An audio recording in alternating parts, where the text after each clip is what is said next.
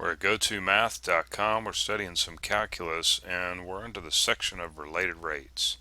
And actually, this button right here, if you click it, we should see this problem coming up. So let's move the screen over a little bit. It says let A, W, and L be differentiable functions of t. We want to find dw over dt when A equals W times L. So let's all gather around and move into the classroom. It's about to rain outside. Okay, you know what? Let's get rid of that. That's old hat. Old hat. I forgot what I was looking for. dw over dt. Alright, dw, I gotta write that out. dw over dt. That's what we want to find. And we're given A. A could stand for anything. I think what you're going to see is in some problems coming up that A is actually stands for, we could say it stands for area, and W is width, and L is length. Talking about a rectangle. Okay, we're going to take the derivative of this thing. So the derivative with respect to t, I should say, the derivative of A is 1, and then we're going to write dA over dt because I said so. Now, it's got to do with the chain rule, but we're not going to get into all that. Just follow my lead.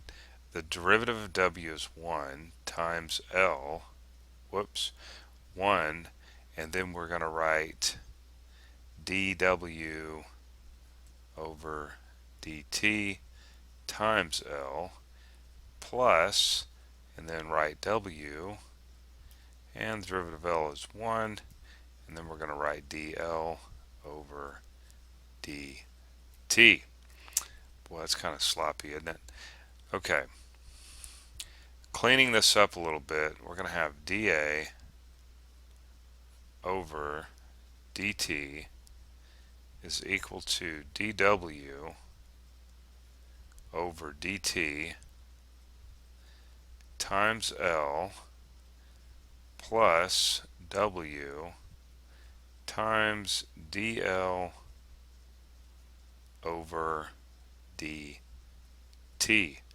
Now, we're asked to find dW over dt, so we want to solve. I normally don't write anything, but I am going to here. We want to solve for dW over dt. Alright, so that means we're going to take, we're going to leave this one here. No, what are we going to do here? Yeah, let's just leave this here and move the W times dL over dt over to the left hand side. So I'm going to actually rewrite this over here, okay? So dA over dt minus W times dL over dt is equal to dW over dt times L. And then we're going to multiply both sides by 1 over L. So we're going to end up with 1 over L times dA over dt minus W over L times dL over dt. And that's going to be equal to our dW over dt. That should be correct. Okay, 1 over L times d over dt minus W over L times dL over dt equals dW over dt. Let's see what we got here. Alright, 1 over L times dA over dt, 1 over L times d minus d over dL over dt. Alright. Yep. Okay. So we just took the derivative and solved for dW over dt. We took the derivative with respect to t. Okay.